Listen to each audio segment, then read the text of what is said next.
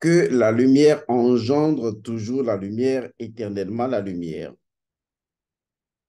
S'il y a une chose que j'ai apprise tout au long de ma carrière de métaphysicien, d'ésotériste, d'homme de connaissance et de mage, s'il y a une chose qui m'a totalement captivé profondément, s'il y a une chose qui m'a toujours conduit là où je suis arrivé en ce moment, c'est que j'ai compris quelque chose dans le jeu cosmique. Ce quelque chose d'extraordinaire, de profond, d'irréversible, d'incontournable, de juste et d'amour. Ce quelque chose, c'est qu'il n'y a aucune contradiction, il n'y a pas d'opposition, il n'y a pas de conflictualité entre les principes premiers, infinis et illimités du tout. En résumé, le principe premier du karma n'est pas en contradiction avec le principe premier de l'amour, ni en contradiction avec le principe premier de la miséricorde, de la compassion, de la justice. J'ai compris qu'en réalité, un principe premier n'empêche pas un autre principe premier d'exercer sa loi et de manifester sa réalité. C'est dans ce dilemme divin que l'on retrouve véritablement l'amour divin. Car il est vraiment extraordinaire de comprendre que le divin est un dilemme. Il ne faut pas chercher à le mentaliser.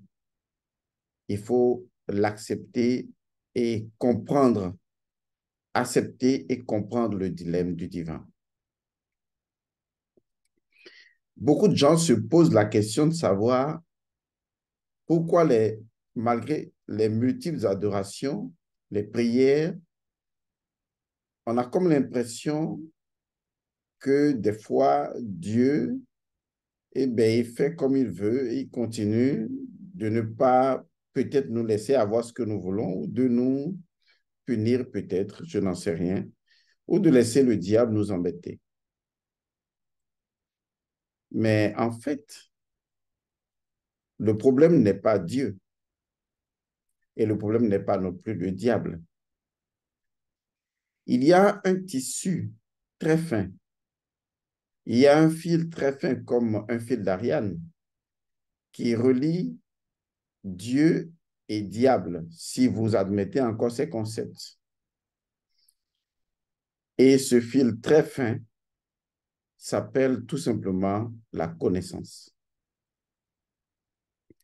La connaissance est la lumière jetée au cœur du dilemme divin. Et c'est avec le pouvoir de la connaissance que l'initié sort des périples de l'existence. Et lorsque vous avez une connaissance aussi formidable comme celle que je viens d'énoncer au début de cette capsule, à savoir, il n'y a pas de conflictualité entre les principes premiers de l'englobant tout. Et un principe premier n'empêche aucunement l'exécution d'un autre principe premier. Il va sans dire que le lien indéfectible qui est tissé à travers tous les principes premiers, bien qu'étant un lien d'amour, puisque tous les principes premiers sont issus du principe premier, ce fil d'Ariane, c'est aussi la connaissance. Lorsque vous avez la connaissance des choses, vous êtes en mesure de créer vos lois et de générer des faits qui sont différents des faits que vous subissiez avant. Donc, en réalité, on ne peut pas dire que vous êtes condamné à l'avance. La connaissance peut vous libérer de cette condamnation. La connaissance peut vous affranchir de cette illusion de condamnation. Retenez simplement que pour tout principe premier, dans l'en-soi du principe premier, absolument tout est possible. Maintenant, il revient à vous de créer la loi à partir de la connaissance ou du niveau de conscience. C'est également ça la connaissance. Hein? On peut définir, si tant est qu'on veut définir, la connaissance comme étant un niveau de conscience.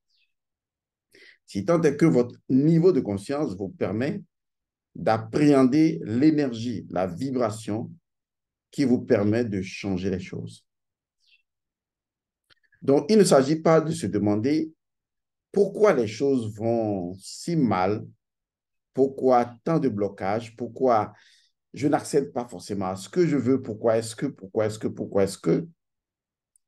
Arrêtez de vous poser toutes ces questions et posez-vous la seule et unique question qui résout l'ensemble de toutes les problématiques que vous avez, à savoir, actuellement, ici et maintenant, où se trouve mon niveau de conscience?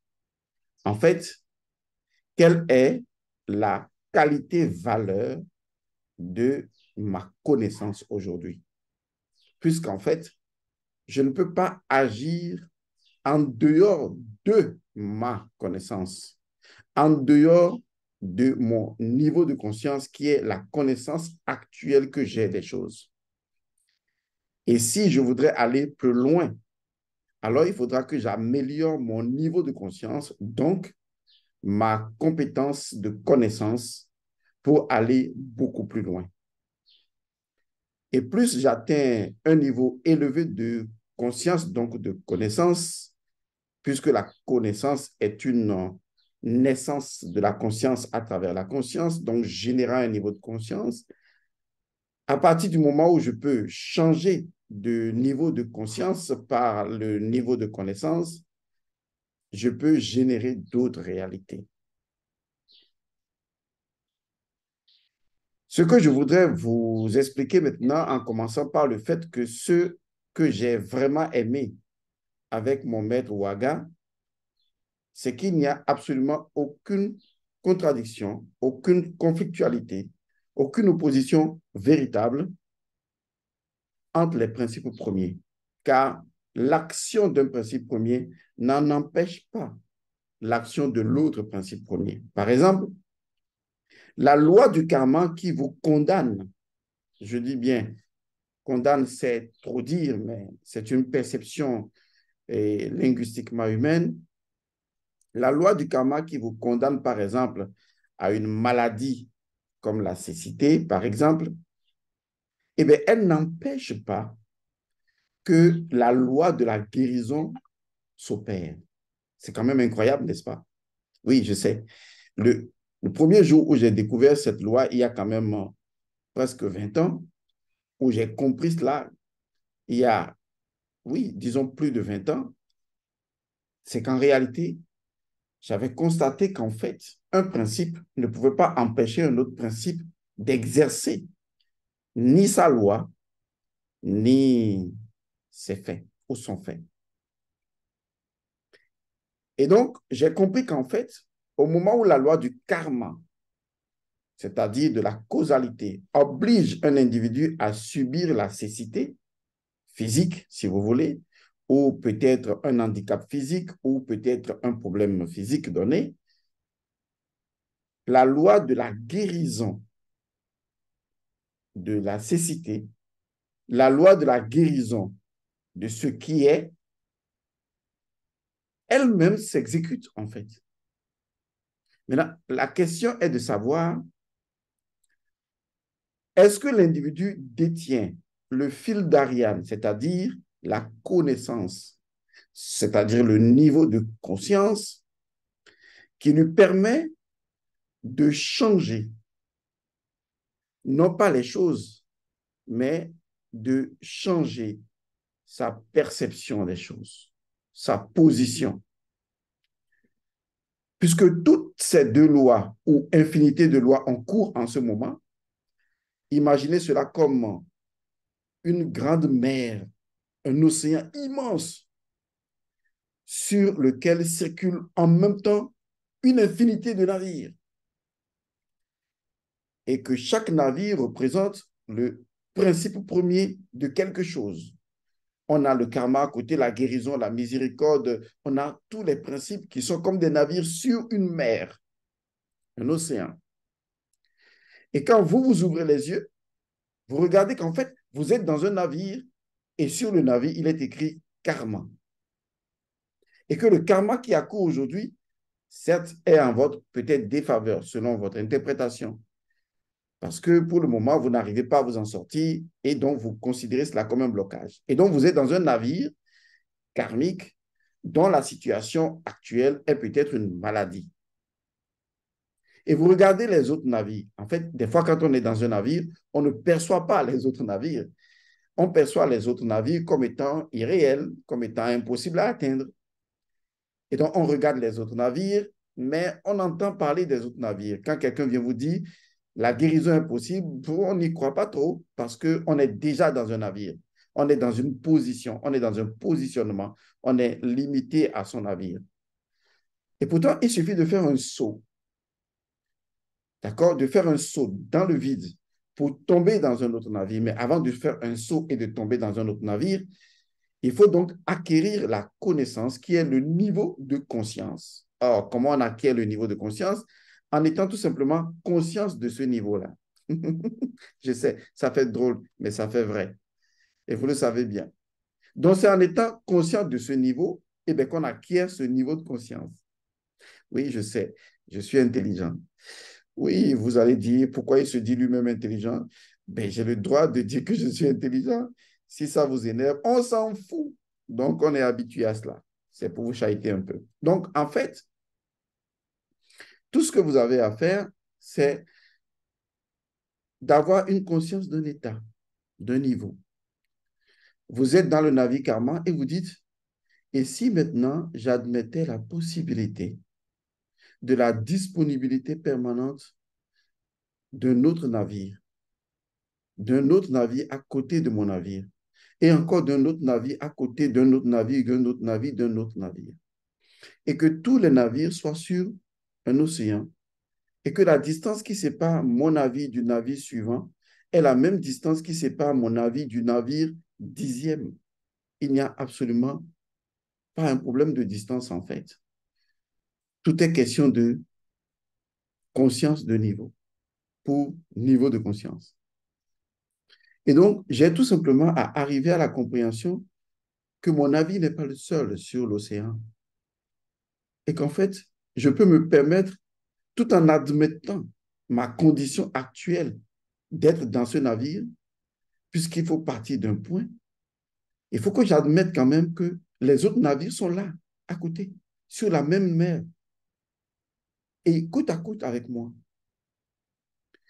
Et que tout ce que je dois faire, c'est d'avoir la connaissance, c'est-à-dire le niveau de conscience, c'est-à-dire la conscience de ce niveau, c'est-à-dire la conscience de ce navire qui est juste à côté du mien.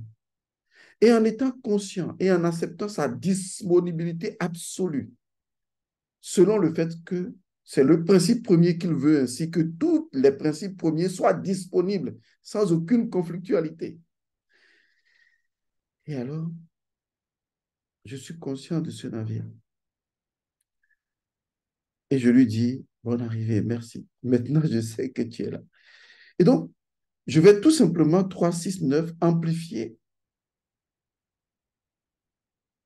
ce navire, cette conscience de niveau. Et à force d'amplifier cette conscience de niveau, eh bien, il va se produire un niveau de conscience.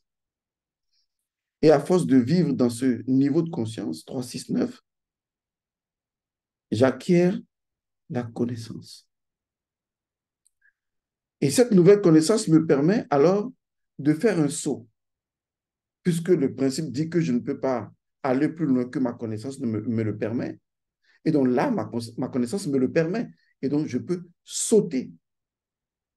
Et dès que je fais un saut vers le haut, en ayant en tête la conscience de ce nouveau navire, lorsque je tombe directement dans le navire de la guérison. Si vous pouvez voir l'image que je viens de créer dans votre tête, vous êtes sauvé. C'est pour cette raison qu'il faut réécouter souvent certaines vidéos, certaines capsules. Maintenant, permettez-moi de vous conduire vers ce que je voudrais partager avec vous aujourd'hui et qui, en réalité, constitue également un élément fondamental de Rafeza 2022. Je vous rappelle que dans Rafeza 2022, nous allons faire un rituel d'une extrême puissance. Je l'ai dénommé le rituel du ruban. Le rituel du ruban fait partie, donc, pour ceux qui ont lu le communiqué, du 7e rituel que nous allons faire donc sur le site de Rafeza. Et donc, c'est le rituel du ruban. Naturellement, du ruban blanc. Il y en a également le rituel du ruban rouge. Nous allons faire le rituel du ruban blanc. Je ne vais pas dire le contenu du rituel ici, mais c'est un rituel qui reposera sur un principe qui est le suivant, le principe de l'un et du multiple. Et pour la première fois, vous allez incarner en tant qu'unité la multiplicité d'un ensemble de pouvoirs qui seront à votre disposition. Et donc, revenons à notre capsule et essayons de voir clairement pourquoi est-ce que je vous donne cette connaissance. Le principe premier du mental, qu'est-ce que c'est? Je suis un consultant en développement personnel. Je suis coach de vie et de performance. Je fais dans de la dynamique mentale. Et à cela, en toute modestie, nous sommes bons dans cette expérience-là. Le principe premier du mental permet justement de faire l'exercice du mental sans pour autant être prisonnier du mental. Beaucoup de personnes sont prisonniers de leur mental parce qu'ils ne connaissent pas le principe premier du mental. Ils ne savent pas que le mental est juste une fonction d'exécution qui est sous l'autorité de l'esprit. Il arrive un moment où pour eux, le mental est la barrière finale, la surpuissance, jusqu'à ce que le même mental, un jour, finisse donc par les bloquer. Et ils vont se dire, mais avant, ça marchait bien, les affirmations mentales, les autosuggestions et tout ça, mais on a comme l'impression que ça ne marche pas. Et pourtant, on nous a dit que le mental, on n'en a libéré que 5% de ses capacités et les autres, on en a libéré un peu, mais je n'arrive pas à libérer le reste. Ce que vous appelez capacité mentale ne provient pas du mental en soi, mais de la disponibilité de l'esprit qui fait exécuter le mental, qui permet au mental d'exécuter une portion de sa force. C'est la conversion de la force dans le travail mental qu'on appelle une capacité. Pour que le mental puisse le faire, et d'ailleurs, pour que l'esprit choisisse le mental, pour que le mental le fasse, l'esprit s'est appuyé sur le principe premier du mental. Lequel principe premier du mental n'empêche pas l'esprit d'utiliser le mental et ne limite pas l'esprit dans l'utilisation du mental. Et enfin, n'oblige pas l'esprit à forcément passer par le mental. Il y a une autre voie par laquelle l'esprit passe, c'est le cœur. Autrement, l'esprit serait prisonnier du mental si l'esprit n'avait pas la possibilité de se passer du mental. Et pourtant, les fonctions du mental sont indispensables à l'esprit parce que l'esprit lui-même, en tant que force, en tant que tout, s'exprime à travers le cœur de façon intuitive ou de façon spontanée que le cœur sent. Mais avec l'intuition, c'est bien de fonctionner dans la vie. Et d'ailleurs, c'est très bon de ne fonctionner qu'avec l'intuition. Mais il arrive un moment où j'ai besoin, par exemple, de construire un local. Et dans ce cas, j'ai besoin de réfléchir et de prendre des mesures, d'être un architecte, de concevoir, de diminuer, augmenter, mesurer, de voir le volume des choses. Ça, c'est le mental qui peut le faire.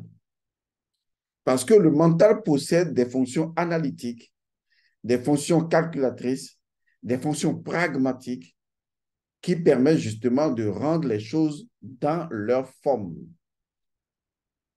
L'intuition est une impulsion formidable. Elle vous positionne immédiatement dans la vérité.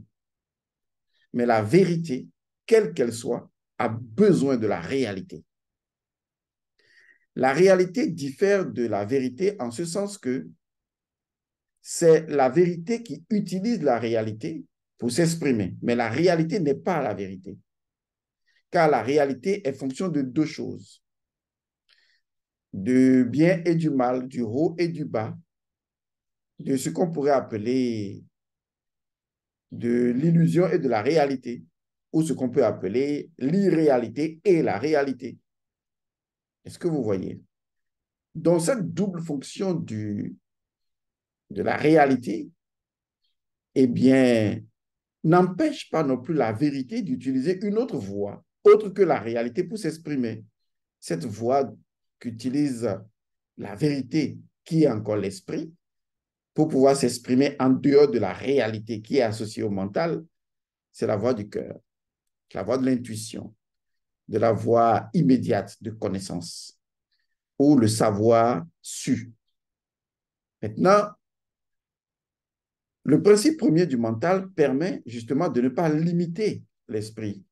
Beaucoup de personnes ignorent le principe premier du mental et donc limitent l'esprit en limitant justement ou en faussant, disons, la fonction même du mental.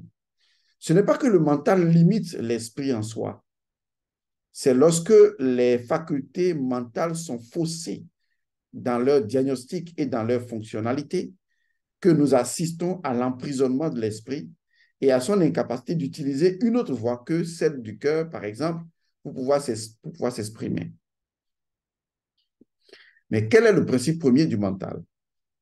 Le principe premier du mental est le suivant: rendre l'irréel réel et le réel irréel. C'est le principe fondamental du mental.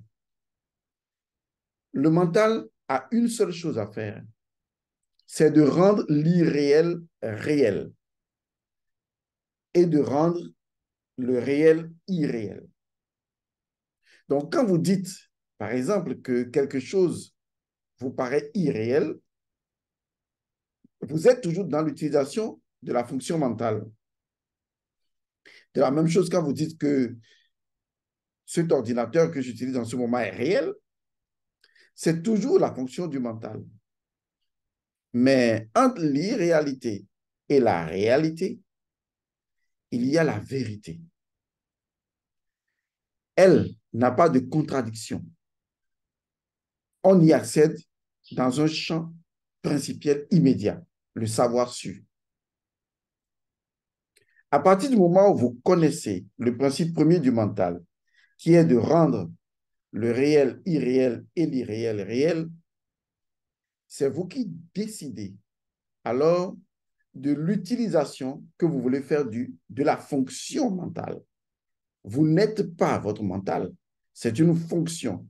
C'est un stylo, c'est un bic, c'est un... Voilà, vous avez compris, un outil de travail de l'esprit.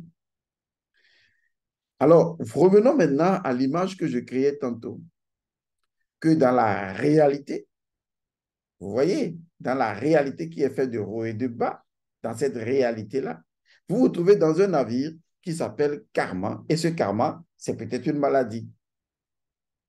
Mais que rien ne vous empêche de voir ce navire sur cet océan comme également les autres navires et de faire l'expérience de la connaissance en niveau de conscience et en conscience de niveau.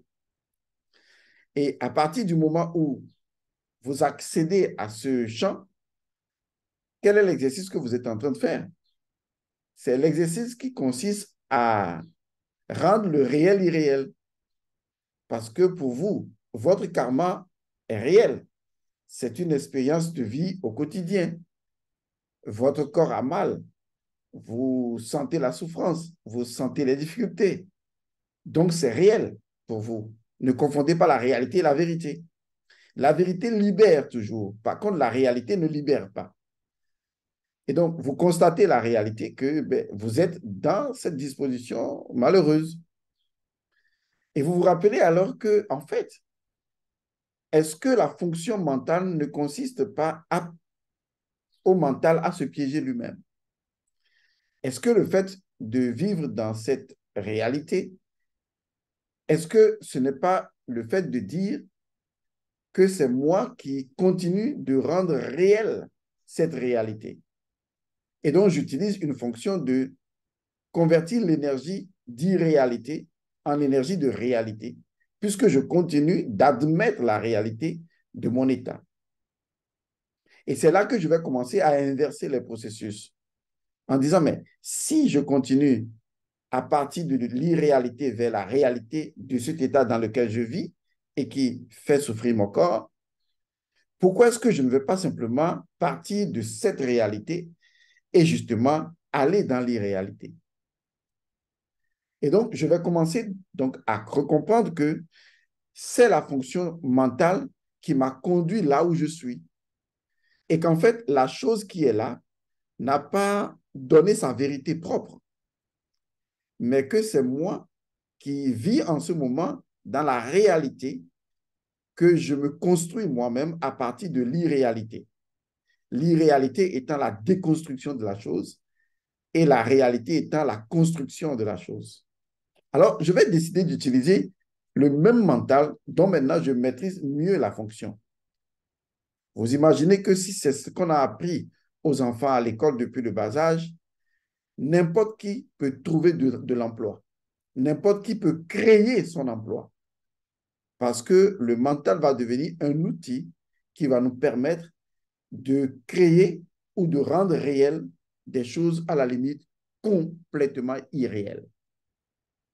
Nous aurions donc atteint ce que j'appelle dans le livre qui va sortir, le livre Om Mani Padme Hum, que j'ai intitulé Le principe fondamental de l'éternelle création.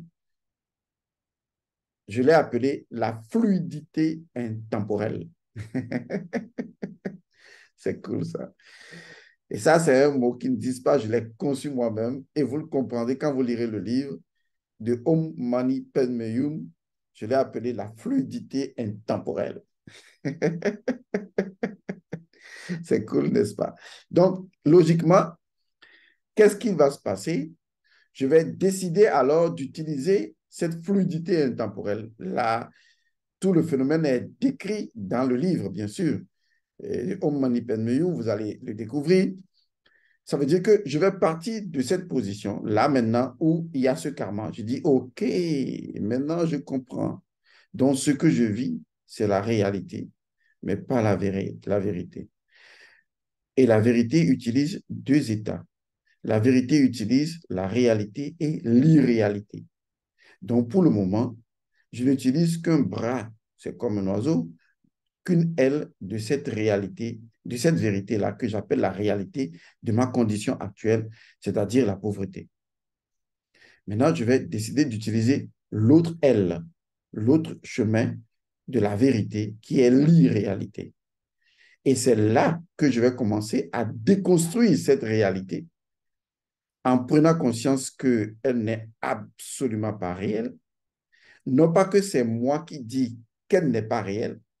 De par sa structure fondamentale, la réalité n'est pas réelle puisqu'elle nécessite l'irréalité pour avoir de la réalité. Et maintenant, je ne fais que changer de conscience en abandonnant son bras de réalité pour aller vers son bras de l'irréalité et créer donc un équilibre où je me retrouve en face des deux, ce que j'ai appelé la fluidité intemporelle.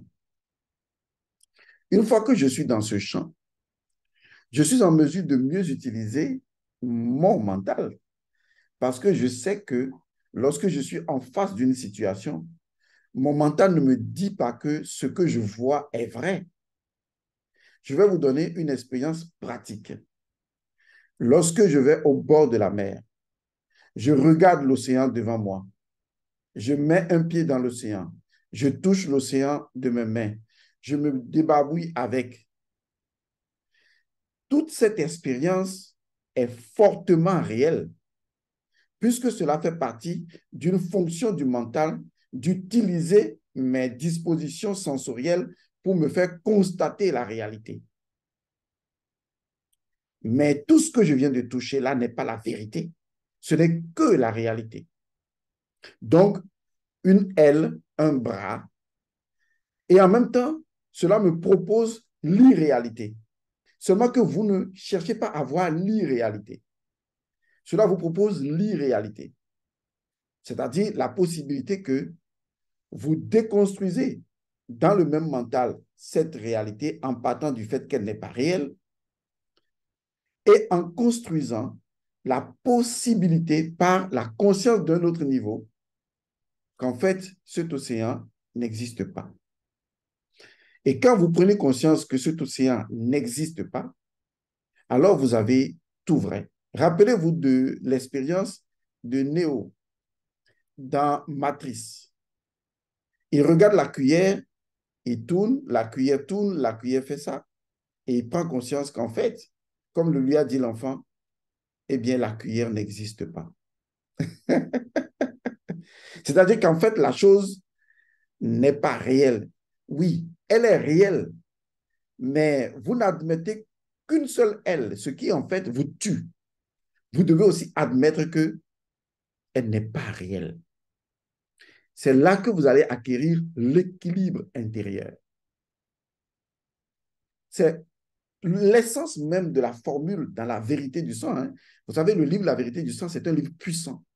Et laissez-moi vous dire que c'est le livre le plus vendu. Et les gens me demandent de faire ce livre en anglais. On va le faire en 2023. C'est un livre extraordinaire, La vérité du sang. Dans La vérité du sang, on trouve cette formule égyptienne. Vous imaginez une formule égyptienne des centaines d'années bien avant Jésus-Christ. Et cette formule dit, ceci est un arbre,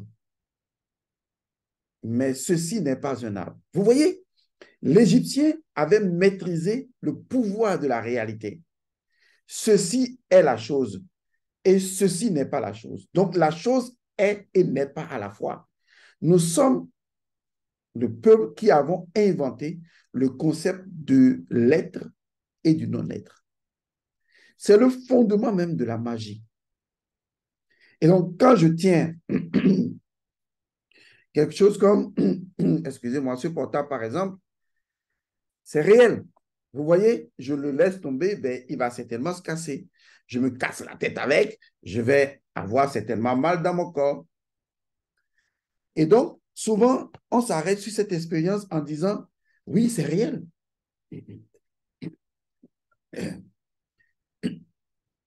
Parce que je me suis tapé la tête avec et ça m'a fait mal. Mais est-ce que je m'arrête? Est-ce que je m'arrête là? Je ne m'arrête pas là. Je dois partir du principe que cette réalité ne serait même pas là si elle n'avait pas son opposé irréalité. Et que le fait de ne me concentrer que sur la réalité de la chose est mon piège à moi. Et si je décidais de me concentrer un peu sur sa partie jumelle, l'irréalité. Voilà un peu, excusez, voilà un peu comment ça se passe alors.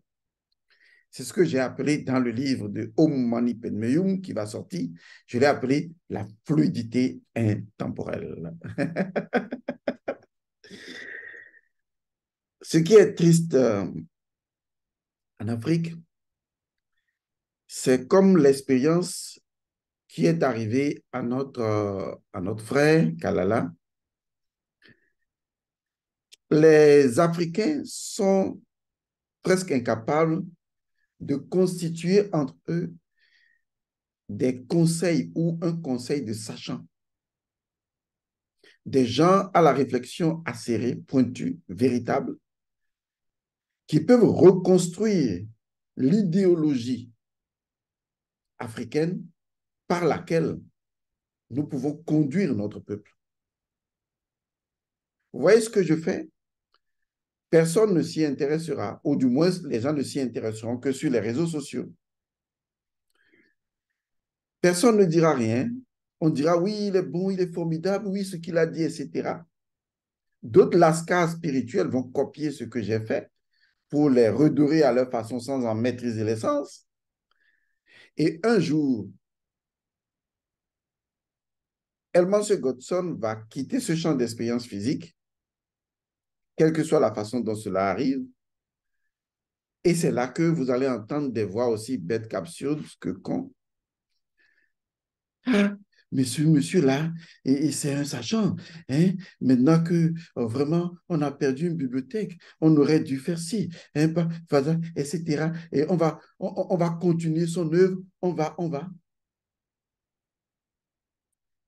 C'est ça ce que j'appelle la connerie. Il n'y a pas un autre mot pour ça. Je ne vous ai même pas demandé de m'aimer, je m'en fous. On appelle tout simplement ça la connerie. C'est faire preuve de connerie, c'est être con. C'est être con parce que si aujourd'hui nous le souhaitons, les moyens dont nous disposons, qui sont fondamentalement des moyens humains, financiers et autres moyens, on peut les mettre à disposition pour, de façon pratique, dire, voilà, nous mettons en place un conseil de sachants, une banque de talents, capable de repenser au sein de la communauté une forme d'idéologie, si vous voulez donner un autre nom à cela, qui permettrait ou par laquelle on peut prendre un autre chemin. Non, l'Africain ne fera pas ça. Il attend un miracle. Il attend qu'un sauveur, qu'il l'appelle Osiris, qu'il l'appelle Jésus-Christ, quel que soit le nom, il attend qu'un sauveur vienne le sauver. Et vous savez de quoi on voudrait le sauver? D'avoir choisi d'être con. Est-ce qu'on peut sauver quelqu'un qui a choisi d'être con? Mais ce n'est pas possible. Un individu qui, au quotidien de sa vie, choisit d'être con, comment on peut le sauver de sa connerie? On ne peut pas le sauver. On ne peut pas le sauver.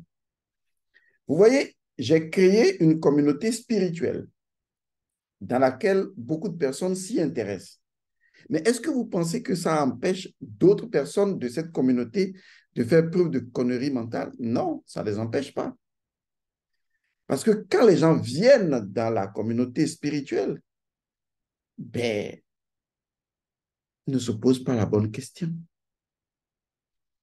Parce que ce qui les intéresse d'abord, j'ai un problème, réglez-les pour moi.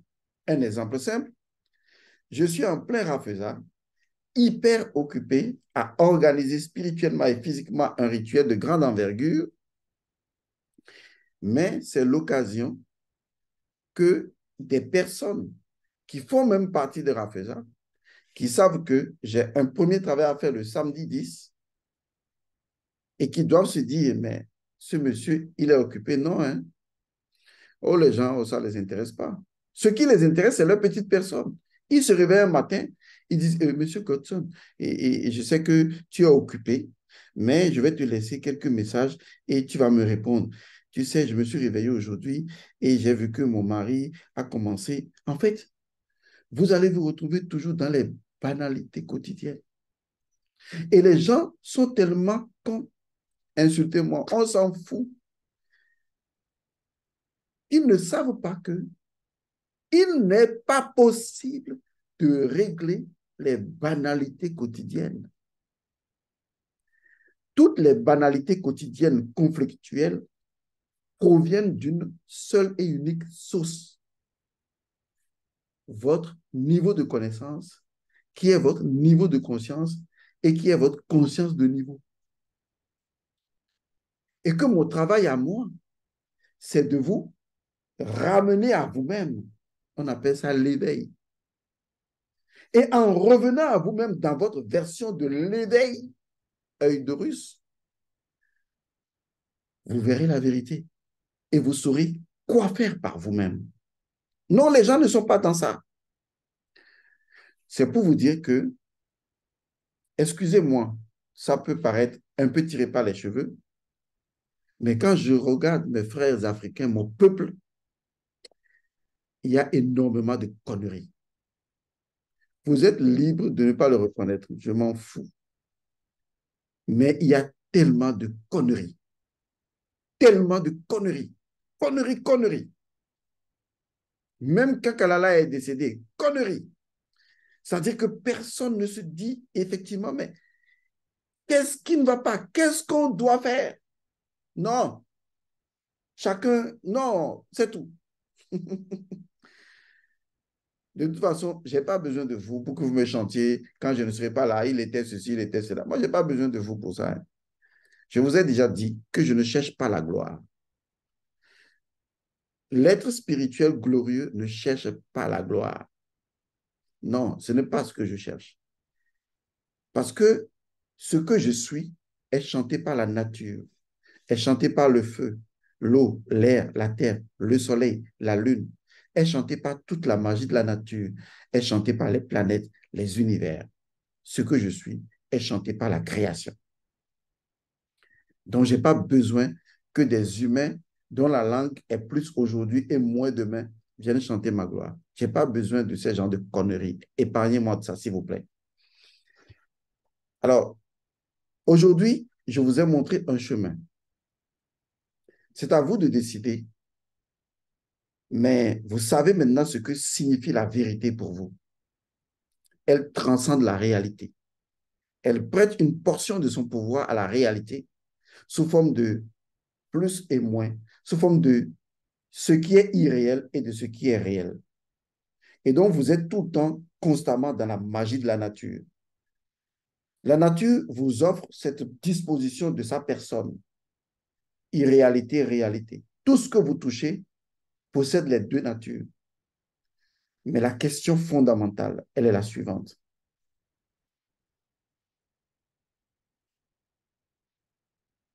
Quelle est votre conscience de niveau? J'espère que ce sera la dernière capsule que nous allons faire avant Rafeza du Bénin, parce que nous sommes énormément chargés, mais nous avons toujours voulu vous accompagner autant que faire se peut pour vous aider à vous reprendre en main, surtout pour vous amener à la souveraineté de conscience. Je vous ai déjà dit que la souveraineté de conscience est Dieu.